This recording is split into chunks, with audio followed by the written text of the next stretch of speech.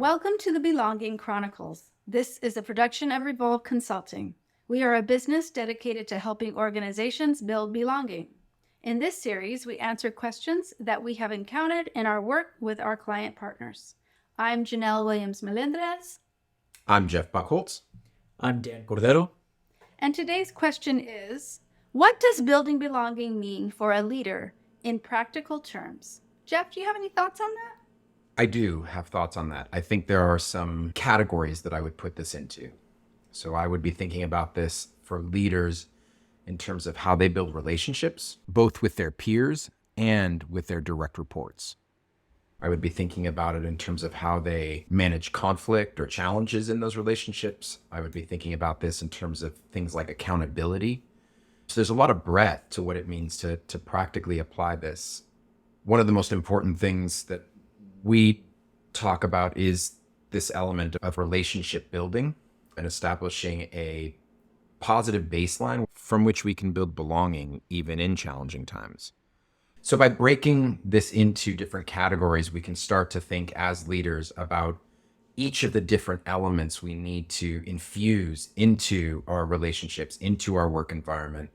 I really like that idea and that visual of thinking about relationships as a leader in these two sort of buckets, right? Like our peers and our direct reports. Dan, do you have any thoughts about that at all? So what Jeff was speaking to before had me thinking about how we create or influence the atmosphere of our collaborative spaces. So what I thought back to were other periods of my life where I was operating in a leadership role.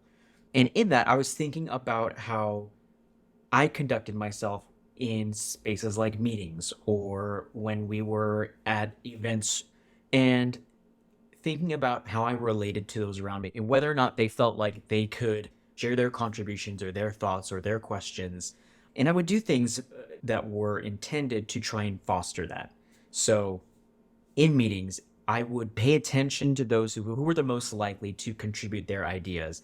And I would make efforts to specifically check in with folks who wouldn't speak as often and give them the space or the opportunity to share their thoughts or their contributions, but obviously leaving them space to say, oh no, I actually don't. And then just moving on. I think showing that you are paying attention and really seeing everybody's individual contributions, how they interact with others in the space or how they work in the larger group helps to create that atmosphere where people feel like they belong, because they get a sense of like, oh yeah, this person wants to hear what I have to say. This person cares that I have the chance to share or that I can also contribute to the overarching goal. I like that you used the word atmosphere. It reminds me of, there was a poem, and I'm not going to place it right now, but it was talking about teachers and how the teachers create the weather for the classroom. And I think about that in terms of leadership as well, especially when we're talking about direct reports, and that nominal leaders create the atmosphere or create the weather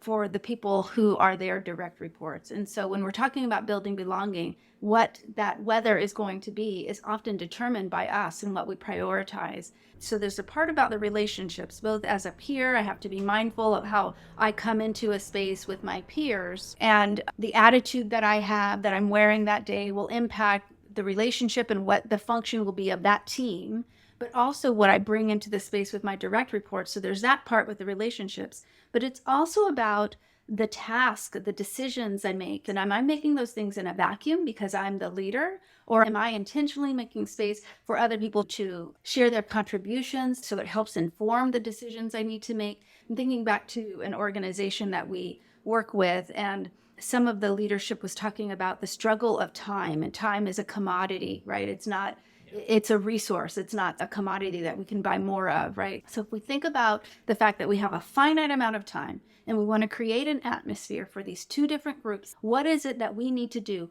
practically to make sure that we're building belonging? Well, one of the things I think is that we need to prioritize how we're using our time. So thinking about building belonging in that way, the relationships and the decisions, and being able to monitor, be mindful of, and prioritize my time to make sure that those things showing value in the relationship, getting feedback from others to make sure that they feel that they're part of the group and contributing, my own scan of my attitude and the energy that I'm bringing into the space. I think all of those things, when I'm talking about practical application, those things are huge, right? And definitely very practical. We can get lost in all of the things that have to be done for the day. We can get lost in the urgency of the timeline.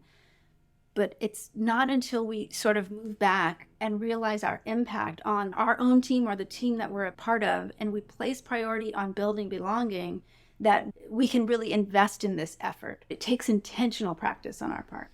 Yeah, what you were saying, Janelle, about intention, especially in relation to working on a deadline, creating opportunities that help foster that belonging by being intentional to connect with people outside of the context of the project at hand or the task at hand.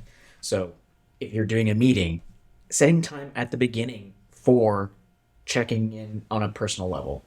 I think when we talk about prioritizing time, if we talk about the practical implementation of belonging in a work environment, regardless of whether you're a leader or not, actually, but especially for leaders, there is no single thing that is more important than deciding and saying, you know what? Just like I set aside time to finish this report, just like I set aside time to send an email to HR, you have to set aside time to deliberately build relationships. So you're talking about investing in a relationship inside of a meeting. That takes time.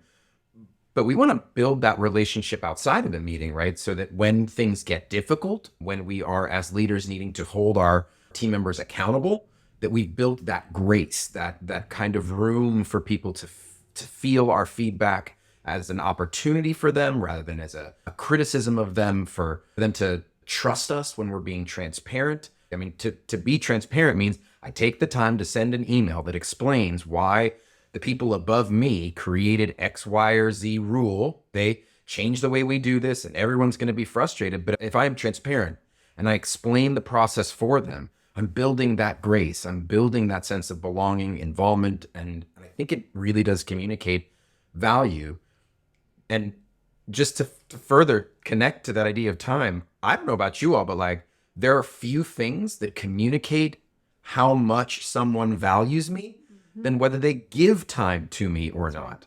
Like there's just not a lot. Like I think about friendships, romantic relationships, work relationships. When someone gives you time, you know that you're being valued to some extent. I mean, you may not always enjoy the time, but them giving it to you means something. And so I think that you couldn't have highlighted anything more critical to implementing belonging than to really thinking about prioritization and investing time in all of these different areas that help people feel like they are part of a team.